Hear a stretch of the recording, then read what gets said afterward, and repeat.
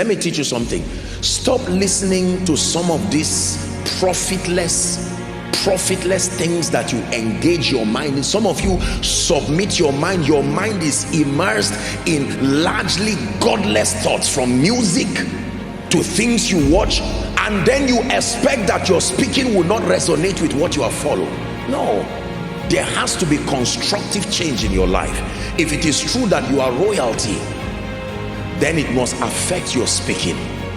I spoke as a child.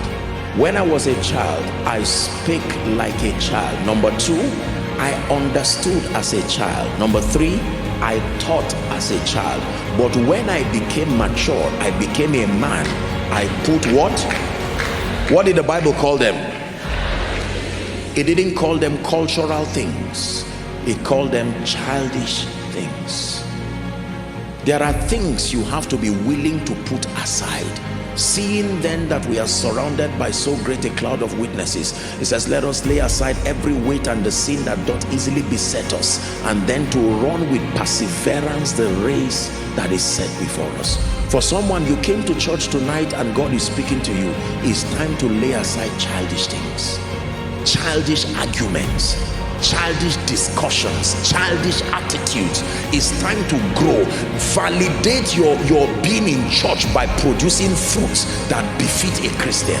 If we are to dig into this issue of kings and priests, let me touch a bit on it. Kings dress well.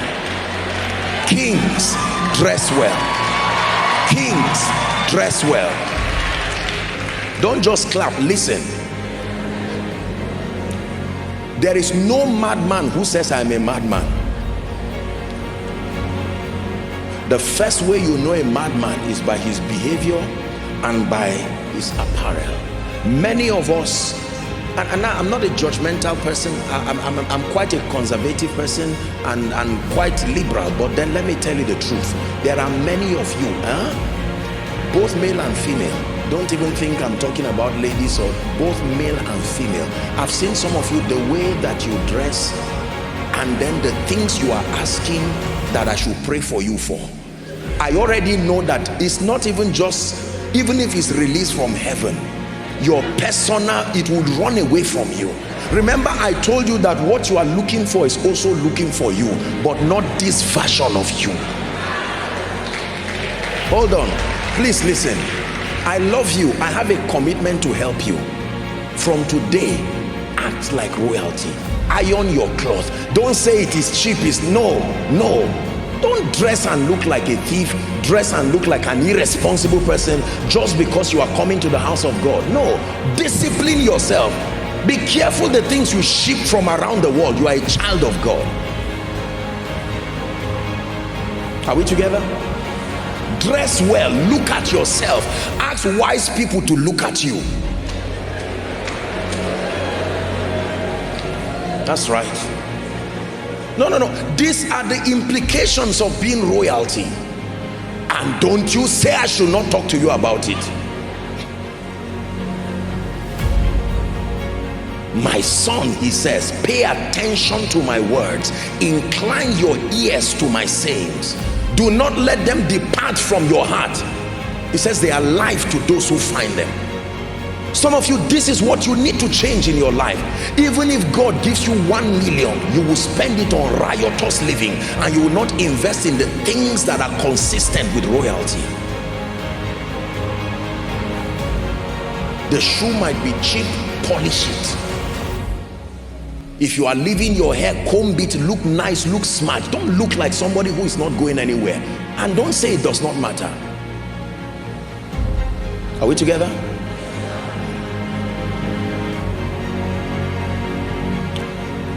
The liberty God has given us is not for licentiousness. We must obtain grace to be responsible people. Grace to be responsible people. And then let me tell you this.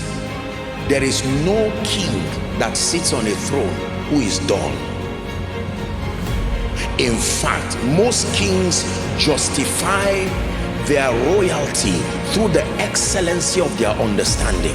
That means if it is true that you are royalty, It's time to re-edit your thinking, your concept, and be rich unto God, full of spiritual understanding. Hallelujah. That you know what to do. If it is true that you are royalty and you have been in church for a while, you should not be at a loss as to what to do about the matters of life, whether it's in your own life or that of others. Someone comes to you as a believer who has been around for a while. I'm trusting God for financial increase. You don't know what to tell the person. I'm trusting God to be free from demons. You say, go and listen to a message. That is wonderful.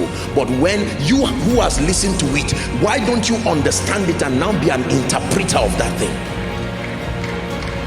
Everybody say spiritual understanding. Yes, sir.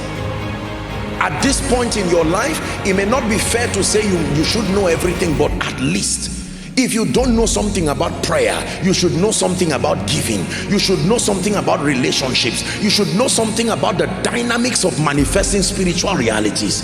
You cannot be a blessing in ignorance.